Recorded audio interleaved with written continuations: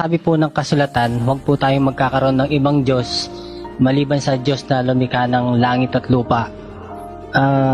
Nagkakasala po ba ako kung ang Diyos Ama lamang ang tinuturing ko, ang sinasamba ko at tinuturing kong Diyos at hindi si Jesus po?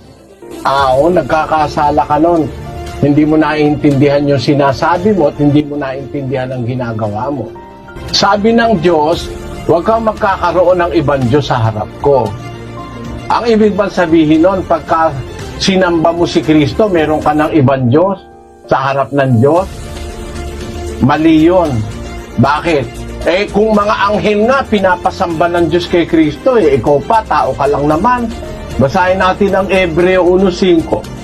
Sapagkat kanino nga sa mga anghel sinabi niya kailanman, ikaw ay aking anak, ikaw ay aking ipinanganak ngayon, at muli ako'y magiging kaniyang ama at siya'y magiging aking anak.